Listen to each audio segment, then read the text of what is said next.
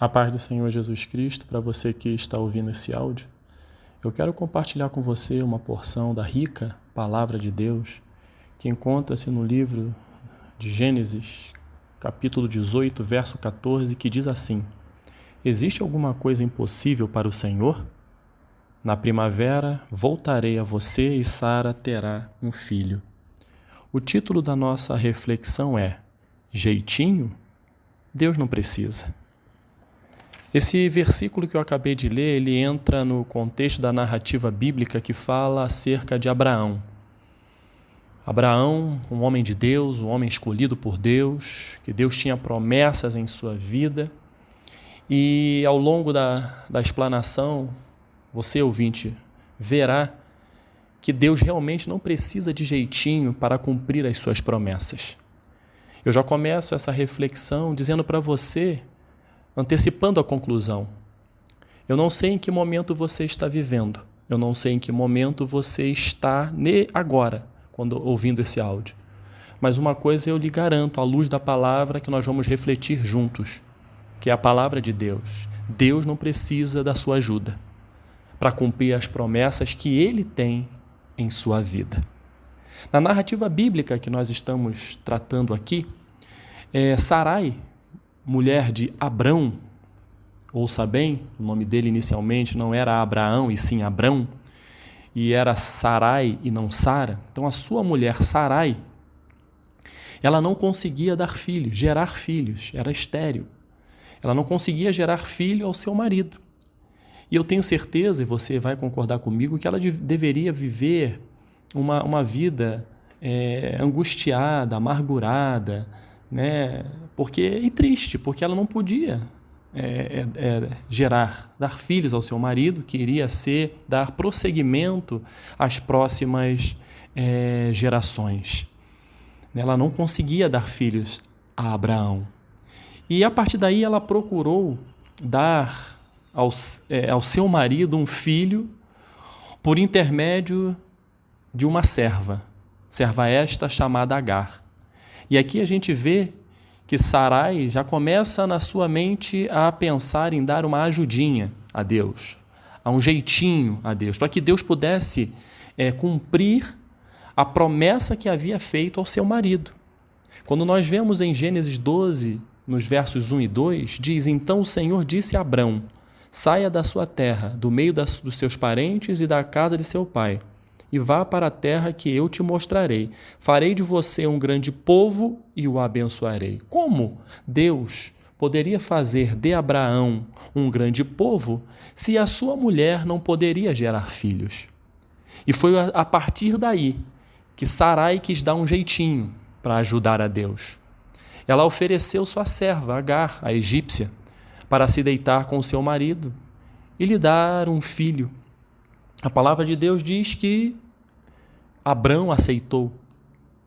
E a partir deste relacionamento, Agar engravidou e passou até mesmo, depois que engravidou, a olhar a sua senhora, né? Ela era uma escrava, uma serva, a olhar a sua senhora, Sarai, com desprezo, do tipo: olha, tá vendo? Eu posso gerar filhos e dar filhos a Abrão, você não pode.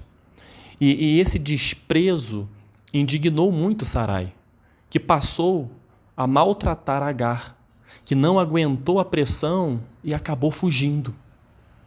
O interessante é que o anjo do Senhor encontrou Agar perto de uma fonte no deserto e determinou que ela voltasse e se submetesse a Sarai. E a abençoou dizendo que sua descendência seria multiplicada. E disse também para que Agar desse o nome a seu filho de Ismael. Ismael, que significa Deus a ouviu em seu sofrimento. Aqui eu abro um parêntese para traçar um paralelo em nossas vidas. Quem de nós não passa por sofrimento? Quem de nós não passa por angústias, por dificuldades, que às vezes dá até vontade de fugir, assim como Agar fugiu? Mas Deus hoje nos fala comigo e com você, que Ele nos ouve durante o sofrimento. Para Ele nos ouvir, nós temos que clamar, que orar, que buscar a Sua presença, e Ele vai ouvir a nossa oração em meio ao sofrimento e vai nos tirar do sofrimento. E Agar, mãe de Ismael e serva de Sarai, deu o seguinte nome ao Senhor. Ela até então não sabia quem era Deus. E ela deu um nome. Assim está escrito na narrativa bíblica: Tu és o Deus que me vê. Veja, Deus manda dar o nome a seu filho de Ismael, que significa Deus a ouviu em seu sofrimento. E Agar, sabendo que Deus tinha observado a sua situação de sofrimento, ela dá um nome a Deus, dizendo: Tu és o Deus que me vê. Isso serve para nós também abrirmos um outro parêntese e traçarmos um paralelo com as nossas vidas. Fato é que quando nós estamos numa luta, numa dificuldade, numa indecisão, às vezes a gente acha que está sozinho, a gente acha que não vai vencer, a gente acha que ninguém nos escuta. Mas à luz desta palavra, nós temos que tomar posse e entender que, mesmo em meio ao sofrimento, Deus nos vê e nos escuta. Então, caro ouvinte, se você estiver passando por algum tipo de sofrimento, de luta em sua vida, se você depositar a sua fé em Jesus Cristo e buscar a sua presença em oração, durante este sofrimento, você vai experimentar um Deus que te vê na sua solidão, que te vê na sua dificuldade. Ele te vê, assim como ele viu Agar em meio ao seu sofrimento. Seguindo a narrativa bíblica, Deus aparece mais uma vez a Abrão, dizendo que multiplicaria a sua descendência. A promessa que o Senhor fez a Abrão lá atrás, que eu li no Gênesis 12, 1 e 2, não era por meio do nascimento de Ismael. Essa promessa não iria se cumprir porque Sarai deu um jeitinho para ajudar a Deus. O caminho não era esse. E diante disso, e neste contexto, nesse momento, aprove a Deus trocar o nome de Abrão e passa a chamá-lo de Abraão, ou seja, pai de muitas nações, estabelecendo com ele uma aliança eterna. Deus muda o nome de Abrão para Abraão e diz: olha, você vai ser pai de muitas nações, mas não é por meio de Ismael. O Senhor promete um filho a Abraão e diante disso Deus perguntou, diz a palavra do Senhor: onde está Sara, sua mulher? Perguntaram. Ali na tenda? Respondeu ele. Então disse o Senhor: voltarei a você na primavera, e Sara, sua mulher, terá um filho. Sara escutava a entrada da tenda atrás dele. Abraão e Sara já eram velhos, de idade bem avançada. E Sara já tinha passado da idade de ter filhos. Por isso riu consigo mesma quando pensou: depois de já estar velha e meu senhor já idoso, ainda terei esse prazer? Mas o Senhor disse a Abraão: por que Sara riu e disse: poderei realmente dar à luz agora que sou idosa? Existe alguma coisa impossível para o Senhor? Na primavera voltarei a você e Sara terá um filho. Veja que nesse texto que eu acabei de ler, que encontra-se em Gênesis 18, de 9 a 15, o Senhor determina que Sara vai ter um filho. E ela riu, e esse sorriso foi o sorriso da dúvida. Será possível isso? Só um milagre. E quando Abraão já estava com 100 anos, caro ouvinte, nasce o filho da promessa.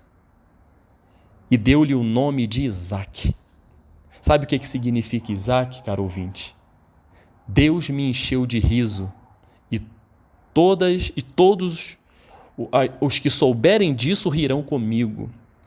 Então, aqui nesse momento, Sara, ela teve um filho e deu o nome de Isaque. Essa Sara é diferente da Sarai. A Sarai riu com dúvida. Lá atrás, o riso dela, na verdade, já era Sara. Sara, lá atrás, a gente consegue enxergar dois tipos de Sara. A Sara que duvidou, deu um riso de dúvida, e a Sara que agora está rindo de alegria. Então, a dúvida com o riso que antecedeu, e agora com o riso de júbilo, de gratidão e de alegria, porque aqueles que souberem da situação dela vão rir também com ela, ver que realmente nada é impossível para Deus. E é justamente a parte A do versículo que nós lemos no início: existe alguma coisa impossível para o Senhor? E a resposta à luz deste texto é não. Isaque chegou. Deus, caro ouvinte, não precisa que nós o ajudemos com um jeitinho para que possa cumprir as suas promessas em nossas vidas. Não precisamos de Ismael, mas sim de Isaque. Precisamos aprender a confiar, precisamos aprender a descansar em Deus. Sabe por quê? Se assim não for, se quisermos criarmos jeitinhos, como foi Ismael na caminhada de Abraão, se nós quisermos, nós vamos criar problemas para nós mesmos, pensando que isso ou aquilo será o melhor para nós. Quem sabe o que é melhor para nós é o Senhor. O Senhor sabia que Isaque, era por meio de Isaque que ele iria cumprir a promessa lá de trás, e não por meio de Ismael. E dessa forma, que nós possamos dessa forma agir, não querendo tomar o lugar de Deus, porque Deus prometeu, Deus é fiel para cumprir. Entre a promessa e o seu cumprimento, ou seja, o propósito, caro ouvinte, existe algo chamado processo, que geralmente está inserido num determinado tempo estipulado por Deus. Deus é fiel e poderoso para cumprir suas promessas. Ele tem promessas em sua vida, caro ouvinte. Ele é fiel e poderoso para cumprir. Porque não existe alguma coisa impossível para o Senhor? O cumprimento, ou seja, o propósito, ocorrerá na hora, no tempo de Deus, na medida da sua obediência e fé. Então, até chegar ao propósito, passe pelo processo, que às vezes demora. E no caso de Abraão, caro ouvinte, demorou 25 anos. Quando ele recebeu a promessa ao nascimento de Isaque, 25 anos se passaram. Serve para nos preparar o tempo, para nos preparar, o processo serve para nos preparar, para receber aquilo que Deus tem para nós. O que Deus tinha para Abraão era Isaque. 25 anos se passaram. Ele passou por um longo processo até chegar àquele momento e recebeu a promessa. Tempo, o Senhor está nos dizendo: espera com paciência em mim. Jesus esperou 30 anos para iniciar o seu ministério e cumpriu o seu propósito em 3 anos. Jesus Cristo se entregou numa cruz 3 anos depois do início do seu ministério. E hoje nós estamos aqui graças a Ele, porque Ele passou por isso que eu estou falando aqui. O Senhor Jesus Cristo não em nenhum momento quis dar um jeitinho: deixa eu antecipar o meu ministério, deixa eu antecipar a hora da crucificação, deixa eu postergar a hora. Não. O Senhor Jesus Cristo foi obediente.